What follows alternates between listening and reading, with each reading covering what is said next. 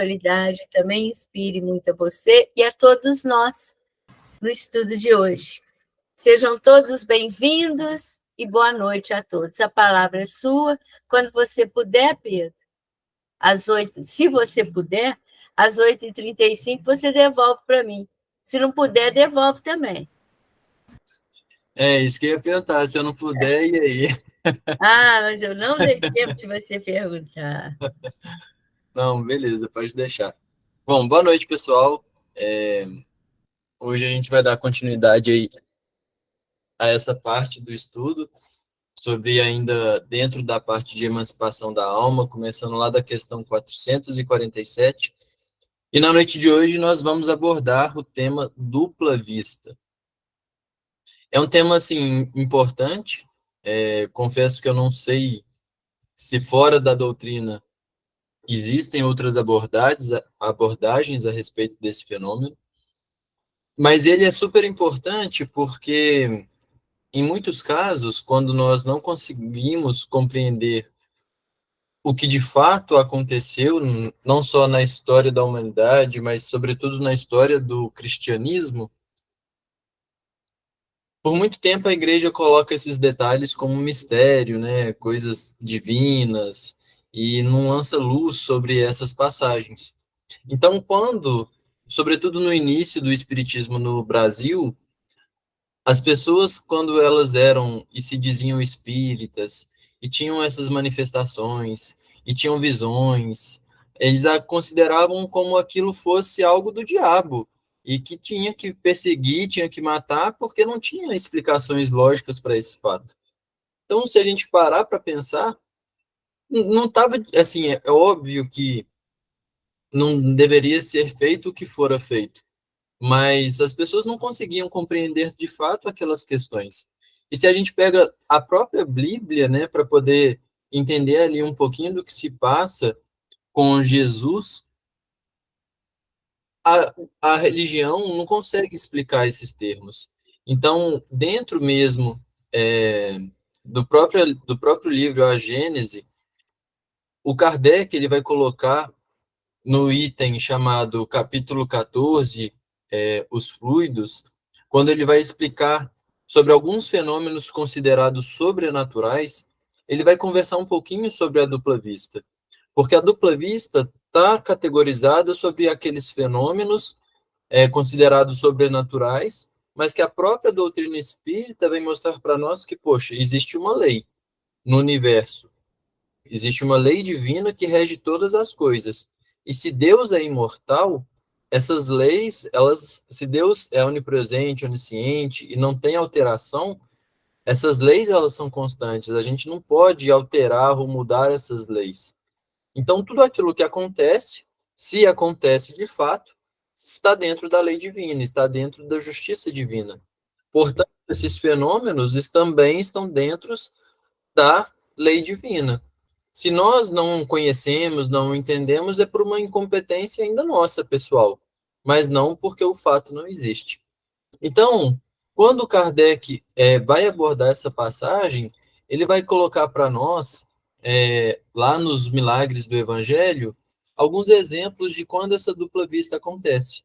E um dos exemplos que ele coloca é a entrada de Jesus em Jerusalém. Quando Jesus vai se aproximando ali perto ainda do Monte das Oliveiras, Jesus envia 2 discípulos, né? E fala com eles, olha, vai até aquela aldeia que está lá na sua frente, e quando vocês chegarem nessa aldeia, vocês vão ver um jumentinho.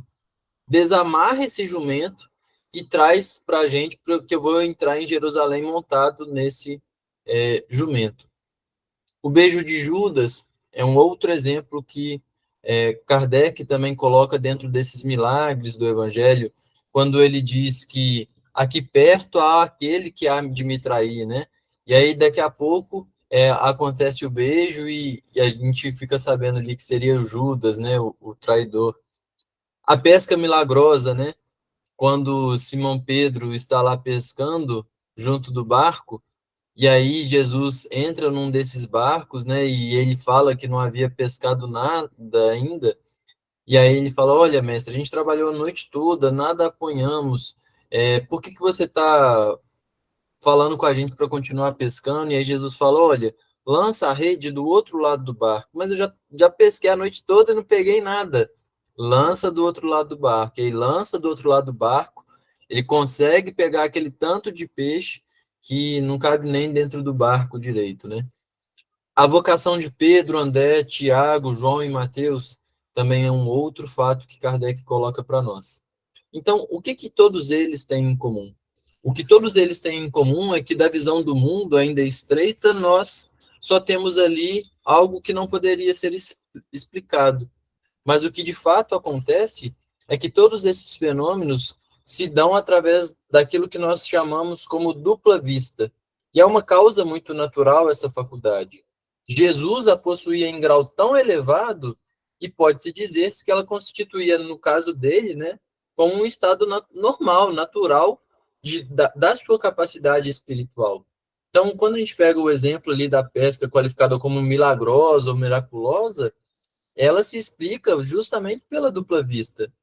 Jesus não criou peixes ali do outro lado do barco do nada e falou para os pescadores lançarem a rede ali. Não.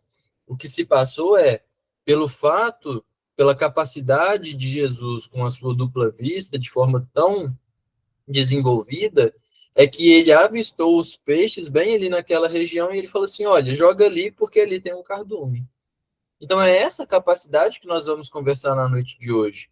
Quando ele fala sobre a vocação de Pedro, André, Tiago, Mateus, por que ele tem essa capacidade? Porque é a capacidade da dupla vista, da visão espiritual, de conhecer o íntimo de cada um, de conhecer os pensamentos, o interior de cada um e o que a pessoa é capaz de aceitar ou não.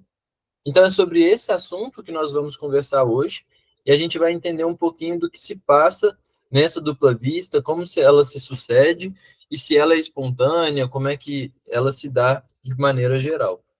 Então, na questão 447, Kardec pergunta se o fenômeno a que se dá a designação de dupla vista tem alguma relação com o sonho e o sonambulismo. Então, a dupla vista, o que é? É a gente conseguir enxergar em um outro local. Pode ser num outro quarto, numa outra sala, em cima da gente, ou no andar de baixo, ou numa distância de uma cidade, de um país, do outro lado do universo. Vai depender da nossa capacidade moral e espiritual, de como também está desenvolvida essa faculdade de enxergar o que se passa lá. E aí o Kardec ele quer saber se essa faculdade ela tem relação com o sonho e com o sonambulismo. Então, o sonho, nós vimos nos estudos passados que, no momento em que nós estamos dormindo, há essa emancipação da alma, os nossos laços eles se afrouxam um pouquinho e a gente consegue, nesse estado, relembrar, sonhar, visitar outras pessoas, conversar com os nossos guias e mentores. E quando nós voltamos ao corpo, né, recordamos ali todas as nossas faculdades, pode ser que tenhamos essas lembranças, imperfeitas ou não, do que se passou nesse sonho.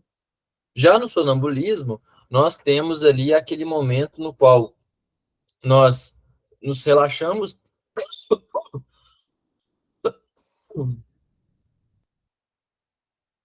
Desculpa, pessoal. Estava comendo um amendoim antes do estudo e engasguei com a casca dele agora.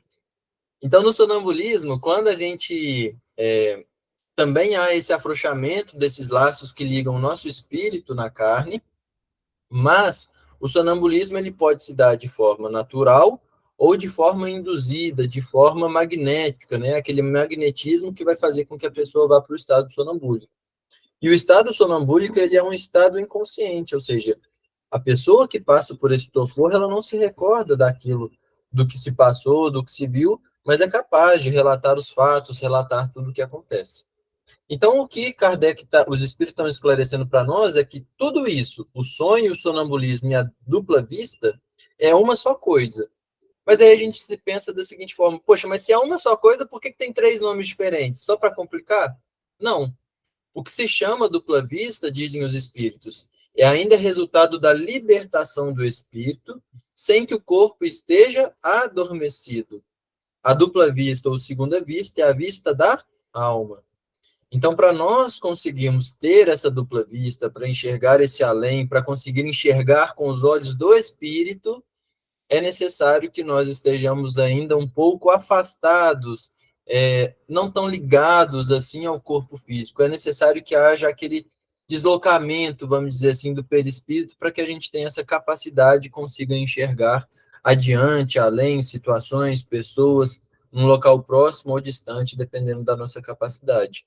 Então, Pedro, por que eles dizem que todos são a mesma coisa? Porque em todos eles há esse afrouxamento, esse desprendimento, esse deslocamento ali do nosso perispírito, para que a gente tenha a capacidade da faculdade anímica da alma de ter essa capacidade de enxergar. Então, quem enxerga, voltamos a dizer, não é o olho. Lembra que a gente deu aquele exemplo de a pessoa ser cega e conseguir ver mediunicamente, ter o fenômeno de dupla vista, conseguir, através do sonambulismo, relatar tudo que se passa numa cidade. Por que tem essa capacidade? Porque quem vê é o espírito. E o espírito não precisa dos olhos para poder enxergar.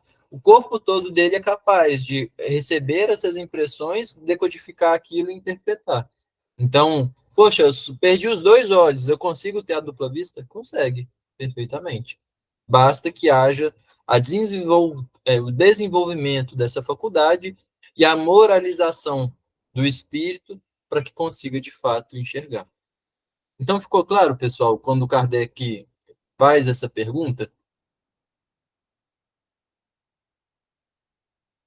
Bom, vamos para a próxima, então. É permanente a segunda vista, ou seja, ela é contínua? E aí os espíritos esclarecem que a faculdade mas o exercício não. Então, a faculdade da dupla vista ela está disponível a cada um de nós.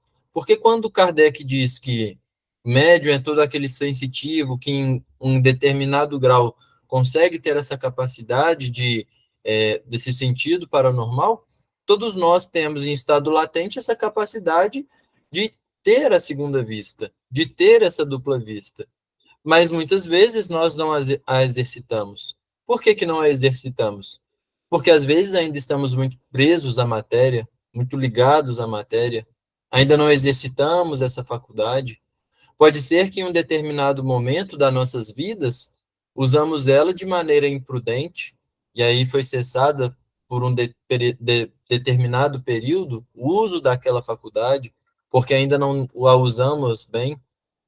Então, nos mundos menos materiais do que o vosso, os espíritos se desprendem mais facilmente e se põem em comunicação apenas pelo pensamento, sem que, todavia, fique abolida a linguagem articulada. Ou seja, quando nós analisamos a escala espírita de mundos primitivos, mundos de provas e expiações, mundos regenerados, mundos ditosos e felizes e mundos celestes, quanto mais próximos dos mundos celestes, menos a gente usa essa linguagem articulada que nós usamos, da fala, dos gestos, dessas linguagens que nós usamos em um planeta mais grosseiro para se comunicar. Já nesses mundos, eles se comunicam facilmente pelo pensamento. É a telepatia. Por isso que Kardec, em um capítulo, ele aborda o tema telegrafia do pensamento. É isso. É aquilo que nós já experimentamos aqui no planeta Terra de maneira muito incipiente, que eu já dei esse exemplo para você. Eu pensei na Eliane, falo assim, poxa, eu vou mandar um WhatsApp lá para a Eliane perguntando tal coisa no Fé e Caridade. A hora que eu vou mandar o WhatsApp, a minha mensagem já chegou lá nela. Nossa, eu pensei no Pedro, vou mandar um WhatsApp para ele. De repente, o WhatsApp dela toca. O quê? Telegrafia do pensamento. Isso já acontece conosco? Já acontece. Mas por que não acontece de maneira mais ampla, mais firme? Porque nós ainda estamos muito materializados. Não temos ainda essa capacidade desenvolvida moralmente e espiritualmente. E por que algumas pessoas têm essa capacidade tão latente de conseguir enxergar isso lá? Aí já são os atributos e conquistas do espírito. Então, continua os espíritos nos dizendo que em tais mundos, ou seja, em mundos mais celestes, essa dupla vista é uma faculdade permanente para a maioria dos seus habitantes, cujo estado normal se pode comparar ao dos vossos sonâmbulos lúcidos. Essa também é a razão porque esses espíritos se manifestam com maior facilidade do que os encarnados em corpos mais grosseiros. Então, daqui a pouco, nos mundos regenerados, né, a Terra caminhando aí para a regeneração, ou até mesmo no mundo já mais ditoso e celeste, nós já teremos essa percepção espiritual muito clara. Da mesma forma que eu estou vendo aqui as telinhas de vocês, eu posso ter os flashes, as visões das telinhas do mundo espiritual, do que se passa, dos guias e mentores trazendo alguma mensagem ou não, de saber o que se passa lá com uma outra pessoa que está lá do outro lado do país. Por quê? Porque aí é a capacidade da mente. A mente vai até, a gente enxerga até a nossa mente consegue ir. Então, isso tudo vai se desenvolvendo aos poucos, à medida que nós também fomos evoluindo moralmente, materialmente. Nós temos aí muitos casos, né, dessa capacidade de dupla vista. Eurípides Barçanufo, né, poxa, quantas vezes ele não ia visitar os doentes, mas não ia visitar os doentes pegando o cavalo e indo lá na casa do doente, não. Muitas vezes ele simplesmente ia lá em pensamento, via tudo e fazia uma receita, fazia o que fosse preciso. Eu não cheguei a conhecer, se eu estiver falando bobrinha aí, a Celinha me corrige também. Mas quantos casos também ali com a tiazinha, a dona Maria não colocava o pé em cima dela assim e falava assim: minha filha, vai lá ver o que está acontecendo isso. O que é esse vai lá ver o que está acontecendo? Muitas vezes era ou um desdobramento ou até mesmo a dupla vista, essa capacidade que o espírito tinha de ir em um determinado local, em uma determinada situação, em um caso, ver o que se precisava, e aí dependia também, obviamente, de cada caso, e a observância era clara, é como se nós estivéssemos indo mesmo, assim, vendo, enxergando, sem impeditivo nenhum, de parede, de obstáculo, de nada, trazemos essa informação e a utilizamos. Aí, por isso que nós percebemos, portanto, da necessidade e por que essa capacidade só aparece quando nós estamos aptos moralmente. Porque essa faculdade, assim como todas as faculdades mediúnicas, elas só crescerão, só trarão frutos proveitosos a nós e aos outros quando for a mediunidade com Jesus. Quando for uma mediunidade com uma finalidade útil. Então, de que adianta eu querer enxergar o que se passa lá do outro lado, ou o pensamento, ou enxergar qualquer coisa que for, apenas pelo meu bem prazer? Apenas para poder entender o que se passa ou conhecer, sem uma necessidade, às vezes, de um socorro, de um auxílio, de uma oração, do que quer que seja. Por que eu não posso, às vezes, usar essa capacidade para, igual a enchente, né? A gente estava conversando aí lá no Rio Grande do Sul, entender e fazer, através do pensamento, uma ronda para saber onde tem gente ainda que não foi resgatado ou não. Então, daqui a pouco, essas faculdades começarão a despontar cada vez mais. E imagina que beleza a gente poder conseguir enxergar, olha, pode entrar naquela casa que a pessoa está no quarto lá atrás, em cima de uma cômoda, esperando resgate. E aí vai lá direcionado e consegue buscar a pessoa. Então, essa faculdade ela vai só desenvolvendo à medida que nós também formos nos desenvolvendo.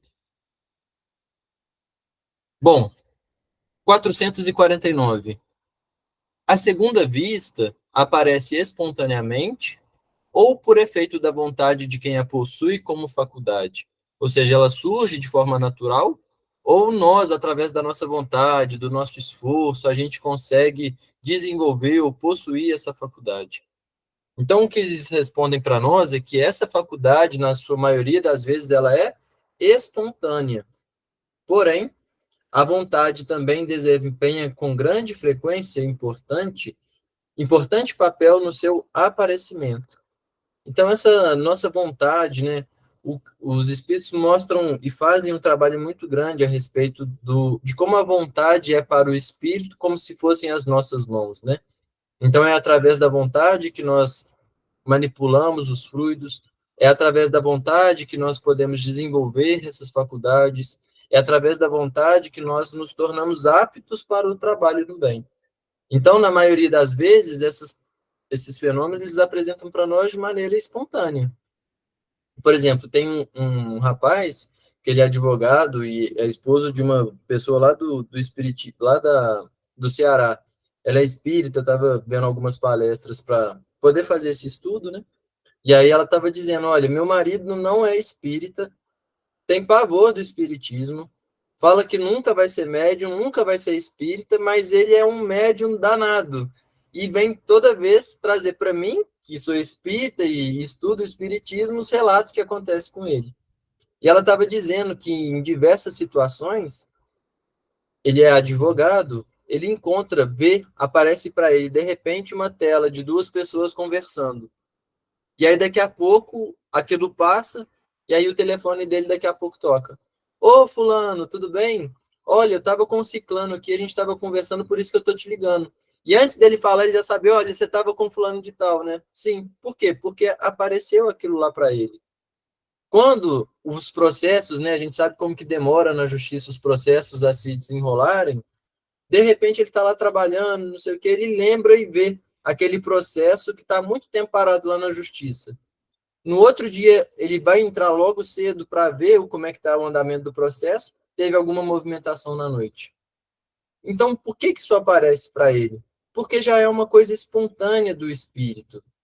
Esses fenômenos, muitas pessoas possuem e nem sabem que possuem, nem sabem, assim, explicação. Acha, aquilo já é tão natural, às vezes já está há tanto tempo com aquela pessoa, que ela não se dá conta que ela possui essa faculdade ou que ela tem aquilo ali apto junto a ela. Por quê? Porque já é de uma maneira espontânea, já flui naturalmente. Então, a vontade, ela pode ajudar nesse processo? Com certeza. Toma, por exemplo, de uma dessas pessoas a quem se dá o nome de ledoras da Benedicta, algumas das quais dispõem dessa faculdade, e verás que é com o auxílio da própria vontade que se colocam no estado de terem a dupla vista e o que chamas visão. Então, o que Kardec está dizendo é que essas pessoas que muitas vezes se dizem que conseguem ler a boa sorte, que conseguem falar o futuro, que conseguem saber de tais fatos, de tais previsões, o que elas fazem? Por muitas vezes, através da sua própria vontade, elas conseguem fazer com que aquele deslocamento, essa expansão do perispírito se dê, e através dessa expansão do perispírito, ela consegue despontar a sua dupla vista. E aí, naturalmente, consegue ir atrás e perceber, capturar aquilo que a pessoa quer saber. Então, volto a dizer, essa mediunidade, assim como todas as outras, é muito importante ser usada em benefício, em auxílio, em socorro. Ah, Pedro, então eu tenho como desenvolver a minha dupla vista? Tem, com certeza. E como é que eu faço isso? Começando pelo começo. Começando por uma reunião de educação e desenvolvimento mediúnico.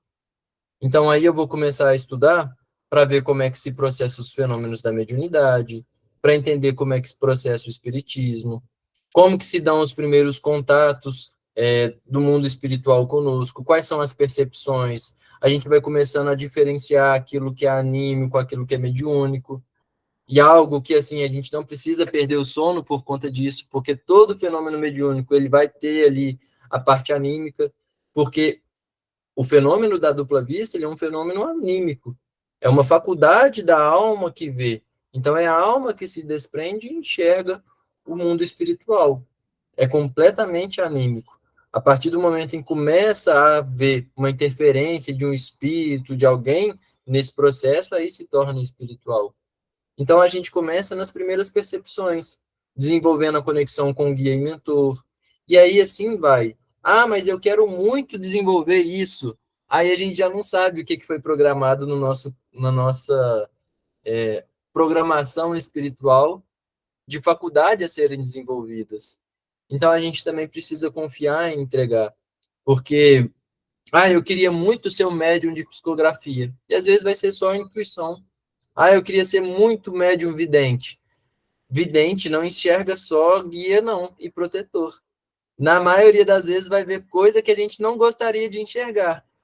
E aí, será que a gente vai estar preparado? Porque todo mundo acha que só vai enxergar flor, coisas bonitas, o salão lá no Fé e Caridade na segunda parte, os guias trabalhando, as nuvens caindo, os fluidos.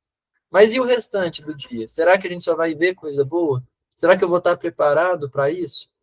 Então, é uma mistura, um preparo de estar apto, estudar, e se entregar também na mão dos guias e mentores, que tudo tem o seu tempo, tudo tem o seu desenvolvimento. As nossas faculdades mediúnicas, a gente não está começando a exercitar elas agora. Provavelmente a gente já começou a exercitar já nas antigas civilizações, na China antiga, na Índia Oriental, no Egito Antigo. E aos poucos nós estamos aprendendo a lidar com ela. Quando a gente pega aí as questões da mediunidade, do próprio Divaldo Franco, né, quando tem um relato dele enquanto outra encarnação, que eu não me recordo o nome agora, que ele levitava, né, o Kardec faz um estudo sobre ele na Revista Espírita, do qual a capacidade de levitação dele era absurda. E hoje está aí, em uma nova reencarnação, com a mediunidade também, mas com outro objetivo. Não que ele não tenha capacidade, se ele quiser, às vezes, ele poderá levitar novamente, mas com uma outra finalidade útil, agora já usando a psicografia para fazer esse trabalho de divulgação doutrinária. A capacidade da fala para poder levar a mensagem espírita adiante. Então, assim será conosco também. A cada passo, a cada etapa vencida, é um trabalho de desenvolvimento das nossas faculdades para que a gente possa seguir adiante com essa etapa. Alguma dúvida até aqui, pessoal? Algum comentário? Não? Bom, tudo certo. Beleza. 450. A dupla vista é suscetível de desenvolver-se pelo exercício? Sim. Do trabalho sempre resulta o progresso e a dissipação do véu que encobre as coisas. Essa faculdade tem qualquer ligação com a organização física? Incontestavelmente, o organismo influi para a sua existência. Há organismos que lhe são refratários. Então, aqui, nós nos recordamos de quando Kardec mostra para nós que a faculdade mediúnica ela é uma faculdade orgânica. E se é orgânica, não há organismos idênticos uns aos outros. Às vezes, o quadro, vamos supor um exemplo, a Maria Reis e a TT são médiuns videntes. Estão ali numa mesma sala mediúnica. E às vezes pode aparecer o mesmo quadro, o mesmo cenário espiritual. E a percepção de cada uma também vai ser diferente. Pode, às vezes, o contexto ser igual, elas narrarem as mesmas coisas, mas a capacidade de visão de cada uma vai ser diferente. Não raro acontece nas reuniões mediúnicas, sobretudo aquelas que possuem dois médios videntes, de um trocar figurinha com o outro. Em que sentido? De ter uma validação do que se passou ali, daquilo que aconteceu. Olha, você conseguiu, viu aquilo, aquilo, aquilo, aquilo? Olha, vi, eu percebi, mas não foi com tanta clareza, eu acho que foi isso mesmo. E aí tem aquela correspondência para que os médiuns também possam ajustando e ter uma noção, assim, e confirmando e desenvolvendo essa faculdade também. Então, a faculdade, quando nós olhamos do ponto de vista de que a três é um tripé, né? O meio, o médium e o espírito, quando um desses três muda, acaba influenciando na nossa capacidade mediúnica também. Então, por exemplo, meio, médium e espírito. Se nós temos uma reunião mediúnica aqui com, lógico, com 10 pessoas, se numa sexta-feira, numa reunião mediúnica, falta uma ou duas pessoas, o número de médios e os médios que estão ali presentes já altera, ou seja, já vai pode apresentar uma diferença ali na nossa capacidade de percepção mediúnica. Por quê? Porque mudaram-se os médios, faltaram duas pessoas na equipe, mudam-se também os fluidos, naturalmente, os fluidos magnéticos de cada um, então altera a corrente magnética, e pode ser que a nossa mediunidade também tenha oscilações dentro de um espaço razoável. Então, isso afeta? Afeta. Mas afeta em que sentido? É óbvio que os guias e mentores também vão trabalhar para que tudo aquilo aconteça da forma que tem que ser, do socorro que precisa ser prestado, do socorro que aqueles espíritos que vão passar por aquela reunião sejam amparados, esclarecidos e tudo mais. Mas a nossa capacidade mediúnica e de percepção ou de nitidez daquela reunião pode ser afetada. Assim como se mudam os espíritos, ou como se muda o fluido. Então, tudo isso tem uma interferência. Então, à medida que nós vamos exercitando, que nós vamos participando, por exemplo, de reuniões, ou que vamos desenvolvendo e testando, treinando essa dupla vista, nós também vamos colhendo os esforços desse trabalho. Por quê? Porque a gente vai compreendendo como que o processo se dá. No princípio, às vezes, a gente pode tomar um choque, um desespero, quando às vezes a gente consegue enxergar algo que a gente não estava enxergando. Nossa, de repente aparece a pessoa ali, ou aparece uma imagem, e aquilo pode ser natural ou não. Mas à medida que nós vamos passando por aquele processo, que aquilo vai se repetindo, nós já vamos compreendendo da forma que ele aparece ou não, de como que ele pode surgir na nossa mente, quais as percepções que vão aparecer no nosso corpo físico, se vai ter algum fluido que seja diferente ou não. Então, esse processo de observação da mediunidade, de como nós reagimos a ela também, vai nos trazendo um autoconhecimento, que naturalmente vai trazendo um progresso também da faculdade mediúnica. Então, eu posso ter 2 médiuns videntes, 2 médiuns que psicografam, 2 médiuns intuitivos ou 2 médiuns falantes. A percepção de cada um não será a mesma. Às vezes, para um, pode sentir uma dormência quando vai começar a psicografar, e o outro pode não perceber nada. Às vezes, para um, quando vai começar o processo de dupla vista, ele nem percebe. De repente, ele está aqui conversando, passa uma tela mental e passou. Para outro, às vezes, aquilo pode aparecer, de repente, um salto forte aqui no campo de visão e não de maneira espaçada. Então, essas percepções, elas vão sendo para cada um. Por quê? Porque também depende do nosso organismo, depende de como a gente vai assimilar aquilo ali. Então, nós temos sim o dever de estudar, porque aí nós compreendemos melhor os fenômenos. Devemos sim trocar figurinhas com nossos amigos, pessoas que estudam conosco, e compreender como que o fenômeno se dá com elas, mas nunca a ponto de fazer comparações. Poxa, se com a TT acontece assim, comigo também vai acontecer assim. Não, mas se o Luciano percebe dessa jeito, por que que eu não estou percebendo aquilo? Não, para cada um também vai ter uma percepção diferente. Mas a forma, o conteúdo e o estudo, ele tem que ser o mesmo, né? Tem que ter aquela base firme dentro de Kardec, dentro de Jesus, e aí cada um vai trazendo o seu colorido pessoal para aquela forma da mediunidade, né? Fran, Em Pedro, e além de cada um ter uma percepção diferente, a gente também, a nossa própria mediunidade, ela também vai se alterando com o tempo, né? Principalmente quando a gente começa a estudar, quando a gente começa a trabalhar, como que vai tendo mudança, né? A gente começa a observar isso também. vão tendo muitas mudanças, Fran, esse É. ponto que você trouxe é muito importante. Tem pessoas que passam dentro de um centro espírita, trabalhando em reunião mediúnica, como médium de sustentação, às vezes 30 anos. E na outra semana, de repente, começa uma manifestação, seja psicografia, seja é, psicofonia, e o médium agora começou aquele processo de uma outra faculdade mediúnica. Por quê? Porque às vezes é natural, ou foi uma necessidade de uma reunião, ou o médium agora foi preparado, ou então agora acabaram de ajustar todas as ligações que precisam dos chakras, com a glândula pineal, enfim, as coisas são diversas, né? Ou o próprio trabalho que o médium vai fazendo. É sempre importante também salientar que ter essa mediunidade ostensiva não significa privilégio nem agilitude para ninguém, né? É sempre bom a gente frisar isso, muito pelo contrário. Geralmente os médiuns mais ostensivos são aqueles que mais faliram, vamos dizer assim, que agora tem através da mediunidade a oportunidade da redenção.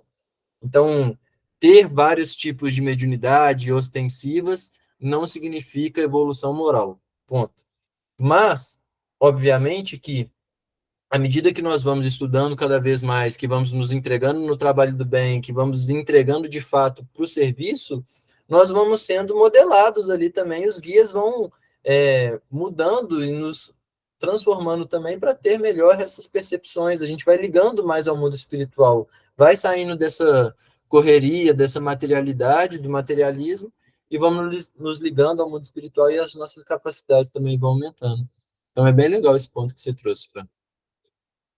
Luciano. Boa noite, Pedro. Boa noite a todos. Não sei se vai chover no molhado, né? Mas eu penso também, e estudando, que a manifestação da mediunidade, né? Ela pode se dar de várias formas, né? Porque às vezes nós tendemos a categorizar a mediunidade, por exemplo, se alguém tem a manifestação da mediunidade da psicografia, né? Atrelar essa pessoa à mediunidade da psicografia, não. A mediunidade é uma só, né? Ela pode se manifestar de várias formas, seja pela psicografia, seja pela psicofonia, seja pela evidência, seja pela intuição, né? Então, é a manifestação dela que pode mudar o caráter, né? Assim, a forma, né? E talvez ao longo de uma caminhada de aprendizado e existência aqui na Terra, né? Falando de um médium especificamente, que às vezes começa manifestando a mediunidade, por exemplo, da intuição. Não sei se também a gente pode atribuir que ao final de uma existência ele vai ter todas as mediunidades desenvolvidas. Não necessariamente, porque, na verdade, o trabalho, né, de mediunidade com Jesus, ele é para atender, né, a necessidade, né, não só desenvolvimento do médium como espírito em evolução, mas da vontade do Pai também, né? Então, aquilo que for melhor é o que vai acontecer, né? Então, às vezes, posso começar uma caminhada, né, uma manifestação espontânea, por exemplo, da psicofonia, e ir trabalhando e estudando, né, e me melhorando, né, intimamente, e daqui a pouco o que seja mais latente em mim para o trabalho, que não é nosso, que é do Pai, seja, por exemplo, uma psicografia, né? Então, ou posso ter as duas também nesse bojo, né, mas são manifestações, né, a mediunidade é uma só. Sim, exatamente. E também, assim, podem acontecer conosco fenômenos mediúnicos ou termos visões espirituais que nós nem, quiçá, ficamos sabendo. Porque, às vezes, podem ocorrer materializações ou visões que nós temos ali. Será que a gente pode garantir que 100% das pessoas encarnadas que nós vimos até hoje, 100% daquilo que nós julgamos sermos pessoas encarnadas, eram, de fato, todas elas pessoas encarnadas? Será que a gente pode categorizar e afirmar isso? Porque quantas pessoas e quantos relatos tem, não só no Evangelho, mas nos livros espíritas, de aparições tangíveis e que simplesmente passaram batidos. Se quiser, depois eu compartilho com vocês no grupo de estudo. Existe um centro espírita em Santos Dumont, que se chama Ceifa. Centro Espírita Irmão Francisco de Assis. E a história de fundação de lá é muito bela, e eles fizeram um seminário, uma comemoração, um vídeo, né, contando a história daquele centro. E uma parte que eu gostaria de ressaltar para vocês é que eles receberam um pedido de cesta básica. Saíram para poder fazer a entrega de cesta básica e não achavam o local, não era onde era, uma zona rural, alguma coisa assim. E eles tinham ido de ônibus, estavam caminhando, carregando aquela cesta básica em 2, 3 pessoas. Quando, de repente, no alto de um morro, alguém gritou para eles assim: vocês estão procurando alguém? E aí passaram: olha, a gente está procurando tal e tal pessoa, mas não era aqui, a gente está um pouco perdido e tal. Aí falou assim: olha, essa senhora que vocês estão procurando fica em tal local, vocês podem pegar essa e essa direção que vocês vão chegar lá. E aí agradeceram e foram em direção a essa casa. Quando chegaram na casa, a família estava assim, numa penúria danada. Precisavam muito, muito mesmo da cesta básica. Não vou entrar em detalhes aqui, mas eles começam a dar assistência naquela família e tudo mais. Quando depois, à medida que o tempo vai conversando, eles falaram assim, a mulher perguntou: mas como é que vocês ficaram sabendo aqui? Porque quem que informou para vocês? Foi um senhor que estava logo ali capinando. Não, mas não tem ninguém por aqui. Assim, como é que ele era? E aí começaram a descrever o senhor que estava capinando. E quando foi ver, esse senhor já tinha desencarnado há muito tempo. Esse senhor era esposo dessa senhora que estava com os filhos precisando da cesta básica. E para eles era uma pessoa encarnada que estava lá capinando, na roça. Então, a gente não sabe como esses fenômenos da dupla vista podem aparecer. Às vezes, aquelas pessoas nunca falaram assim, eu sou igual porta, não percebo nada, não tenho mediunidade nenhuma. Mas tiveram ali a mediunidade necessária para levar o socorro, fazer o que era para ser feito, e nem sequer poderiam ficar sabendo que passaram por aquele fenômeno. Então, essa é a beleza da mediunidade com Jesus, que não precisa de aparecimento, de saber, de falar e de fazer aquele algazarra todo, não. É na calada da noite, no silêncio, no íntimo, sem que a mão esquerda fique sabendo da mão direita, vai lá, presta socorro, acabou e morreu a nota. Essa é a mediunidade bela, bonita, né? Então é isso aí, a gente pode às vezes passar a vida toda falando, eu sou médium igual uma porta, e ter passado por vários fenômenos mediúnicos sem saber que passou por eles, né? Então, depois eu mando para vocês lá, para vocês conhecerem a história do Seife. O rapaz conta essa história com todos os detalhes, é bem, bem bonito, bem bacana. Bom, 451. Por que a segunda vista parece hereditária em algumas famílias? Por semelhança da organização que se transmite como as outras qualidades físicas. Depois, a faculdade se desenvolve por uma espécie de educação, que também se transmite de um a outro. Então, é natural que na mesma família existem ali diversos médiuns, como o Luciano disse, transfere a parte genética, vamos dizer assim, que também pode favorecer ao desenvolvimento mediúnico. Mas, minha mãe era médium vidente, eu vou ser médium vidente? Não necessariamente. Às vezes pode vir através da psicofonia ou outras questões. Mas quando fala também sobre a espécie de educação que também se transmite de um a outro, aí já não é uma parte genética ou orgânica, vamos dizer assim. Já entra aí a educação moral que é transmitida de pai para os filhos. Porque não basta apenas essa educação que nós tanto prezamos, né? Não, vou colocar meu filho na escola particular, vou colocar meu filho no cursinho de inglês, vou colocar meu filho para isso. A gente tem também, eu não vou entrar nessa parte porque isso dá uma outra palestra, né, do dever moral de educação dos pais para com os filhos, mas aqui o que eu queria puxar de gancho é do dever dos pais educarem a mediunidade dos seus filhos. Por quê? Porque a gente sabe que no período até ali 7 anos de idade são os momentos no qual o espírito ainda está acabando de se ligar ao corpo físico. Se está acabando de se ligar ao corpo físico, vamos pegar ali crianças de 3 anos de idade, por exemplo. A percepção que eles têm do mundo espiritual é muito maior do que a nossa, vamos dizer assim, de maneira geral. Por quê? Porque aqueles laços ainda estão frouxos, o perispírito ainda tem essa capacidade de expansibilidade. Quantas crianças não possuem aquele colega espiritual, aquele colega que só ele vê? Por que isso? Porque já tem, ainda está fazendo essa completa ligação. Então é muito importante que nós também saibamos educar essas mediunidades, saibamos conduzir esses processos mediúnicos com as nossas crianças. Depois na adolescência, que já é uma fase conturbada, então tem mais essas percepções também continuam. Então, enfim, um médium, quando ele é bem educado, ele consegue ser um arrimo na família toda, né? E consegue solucionar esses problemas quando aparecem também. Ou, pelo menos, sabem procurar um centro espírita para poder pedir ajuda, um socorro, um esclarecimento. Luciano. Ô, Pedro, só pegando esse pedacinho, olha, depois a faculdade se desenvolve, então tem a transferência, né, entre pessoas da família por laços invisíveis que a gente desconhece, né, não necessariamente biológico, né, mas laços espirituais, né, que se caminham ou se encaminham dessa mesma direção. Aí depois vem a faculdade se desenvolve por uma espécie de educação, que também se transmite de um ao outro, né. Então, nas famílias, a gente consegue perceber isso, principalmente no ambiente no qual a mediunidade com Jesus, ela já é exercida por aquele matriarca ou patriarca, ou por um conjunto de pessoas na mesma família que forma ali a cultura, né, o primeiro ambiente de cultura da criança.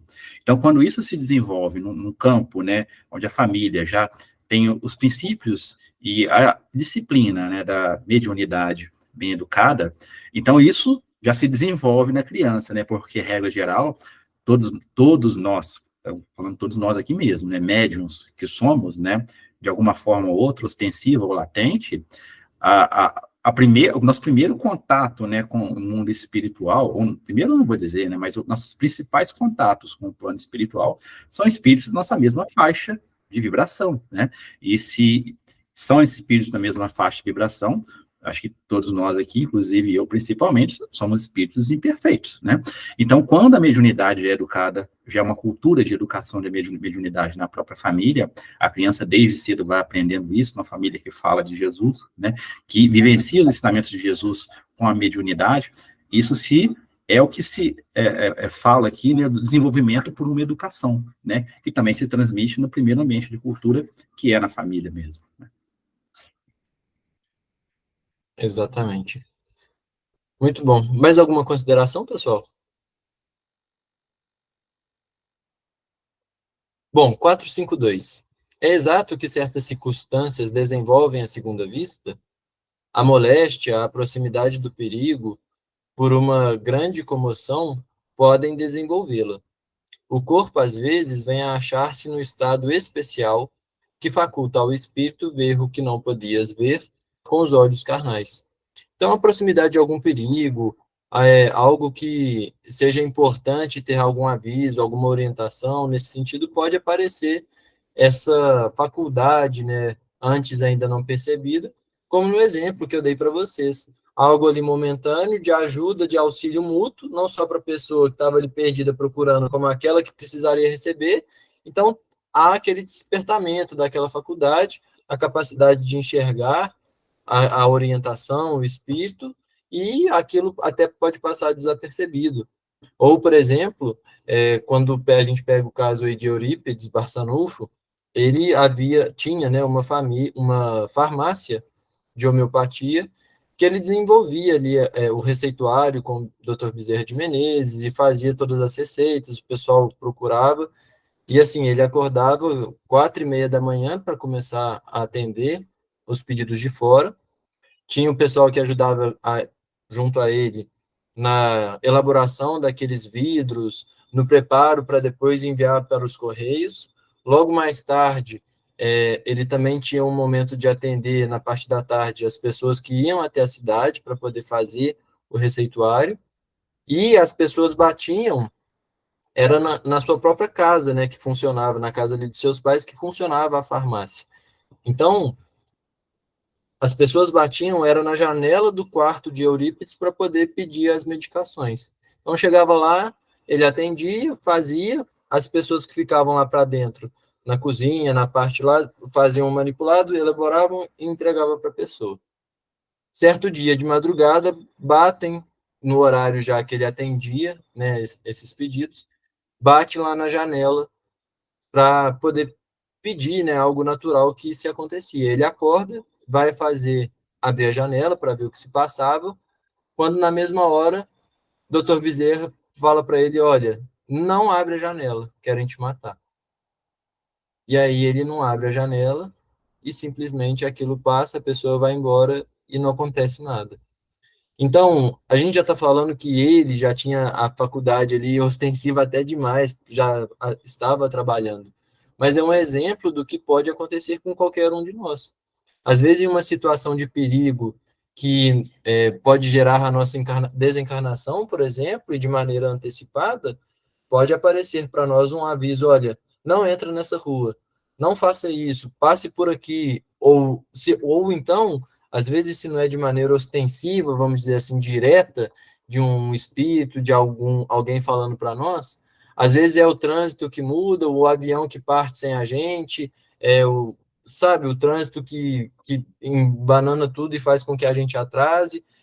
Então, essas coisas existem. Então, o Kardec ele faz um comentário.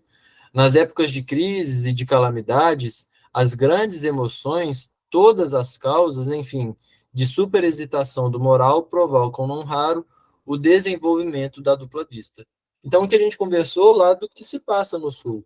É um momento de crise, de calamidade, de desastres, e que, naturalmente, as pessoas se sensibilizam com aquilo, tem uma comoção maior. E não raro, as pessoas que estão lá na linha de frente, ajudando e trabalhando, podem ter esse desenvolvimento dessa faculdade porque estão ali no sentido entregues de corpo e alma, né? Entregues ali de fato com uma finalidade nobre e útil, e que aí a espiritualidade vai se utilizar dessas pessoas para que consiga os recursos para as pessoas serem amparadas, atendidas, enfim. Então parece que a providência, quando um perigo nos ameaça, nos dá o meio de conjurá-lo. Todas as seitas e partidos perseguidos oferecem múltiplos exemplos desse fato. Então, já está algo ali na providência divina, de quando uma ameaça, uma calamidade, grandes emoções se acercam de nós, é um desenvolvimento mais fácil, mais aberto desse tipo de mediunidade, né?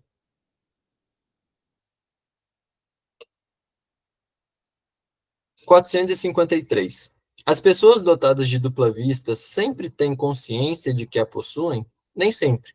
Consideram isso coisa perfeitamente natural, e muitos creem que se cada um observasse o que se passa consigo, todos verificariam que são como eles.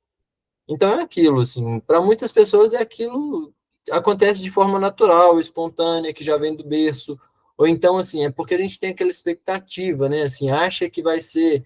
Eu vou confidenciar algo para vocês, assim, eu sempre fui muito... Eu sou de família católica, depois debandei, vamos dizer assim, até que entrei no espiritismo. Só que eu sempre morri de medo de espírito.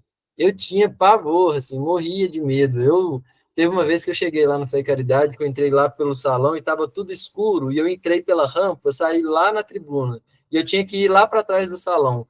Para eu sair da tribuna até o fundo do salão, com aquilo tudo escuro, e eu não sabia onde que acendia a luz, para mim foi um custo, porque eu tinha muito medo, morria de medo de espírito, enfim.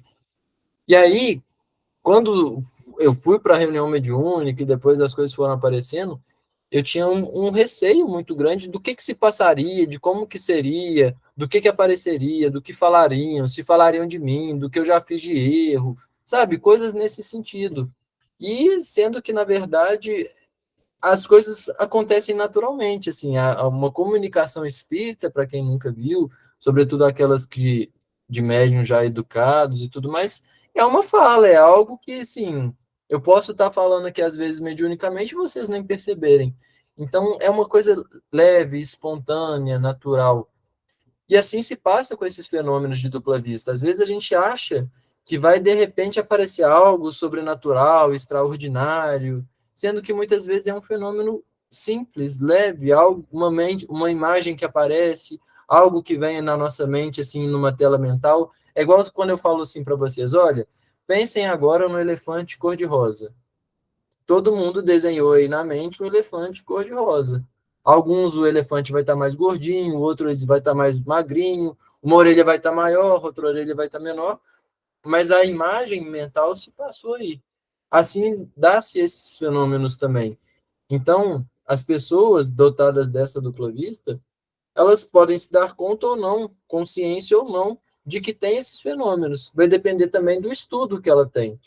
Como eu disse a vocês, no caso daquele advogado, ele só sabe que tem esse fenômeno porque a esposa é espírita.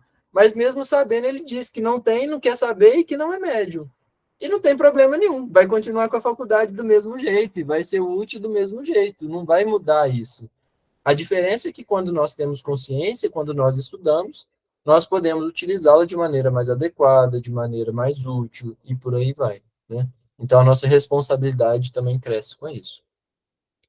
E para a gente fechar, na questão 454, poder-se atribuir a uma espécie de segunda vista a perspicácia de algumas pessoas que, sem nada apresentarem de extraordinário, apreciam as coisas com mais precisão do que outras? É sempre a alma a irradiar mais livremente e a apreciar melhor do que sob o véu da matéria. Então, quando o espírito está liberto, quando nós conseguimos nos desprender melhor do nosso corpo físico, nós conseguimos deslumbrar, apreciar, ter uma melhor noção do que de fato se passa, dos detalhes, de como se dá aquele fato, de como é o local, de como está o espírito, enfim, do que for o que nós formos observar. Então, quanto mais livremente essa alma, né, Quanto mais livremente nós, enquanto encarnados, conseguirmos nos desprender do corpo físico, maior vai ser a nossa capacidade de precisar o que se passa naquele fato observado. Se eu não consigo fazer esse desdobramento de forma potente, a minha capacidade se torna menor. Pode esta faculdade, em alguns casos, dar a presciência das coisas? Pode. Também dá os pressentimentos, pois que muitos são os graus em que ela existe, sendo possível que um mesmo indivíduo exista em todos os graus ou em alguns somente. Então, quando eu peguei lá o exemplo de Jesus com vocês, a gente tem claramente um exemplo de que ela pode se dar como presciência das coisas ou até mesmo de outras maneiras. Então, quando ele avista o burrinho na entrada lá da cidade, é um tipo de dupla vista, é a dupla vista sendo usada ali para identificar um objeto, identificar o burrinho ali e falar, olha, vai lá na entrada da cidade, vocês vão ver aquele burro, vocês vão trazer ele para mim que eu vou montado nele. Quando acontece ali o beijo de Judas, já é uma presciência das coisas, né? Ele já consegue prever, vamos dizer assim, quais são as decisões que podem aparecer ou não. Ou seja, essas previsões, elas decorrem da vista espiritual. Assim como quando ele chama os discípulos, também essas previsões decorrem desta vista espiritual. Por quê? Porque ele conhecia as disposições íntimas de cada um e sabia que eles o acompanhariam, que eles seriam capazes de desempenhar a missão que Jesus estava confiando a cada um deles. Então, já é um outro tipo de visão, mas que decorre tudo do mesmo feito, ou seja, da mesma faculdade, da mesma capacidade de observar o pensamento, o espaço e o interior de cada um. Então, essa que é a beleza, né? À medida que nós formos crescendo moralmente, nós vamos tendo essa visão ampliada de enxergar do outro lado, de viajar para outro país, para outro universo, mas, sobretudo, de a capacidade de conhecer o íntimo de cada um, de conhecer o que se passa dentro do coração de cada um, os pensamentos que se passam de cada um, quais são as potencialidades que cada um pode desenvolver. Então, quando Jesus falou, olha, brilhai a vossa luz, não era uma frase em vão ou uma frase motivacional. Era uma frase de quem conhecia também o nosso interior, conhecia o que cada um de nós é capaz de fazer e sabe do nosso potencial. Então, essa visão, essa capacidade, ela também vai muito além, tá muito, em muitos graus ela pode aparecer, né? Bom, ficou algum comentário, alguma consideração, pessoal, que vocês queiram fazer?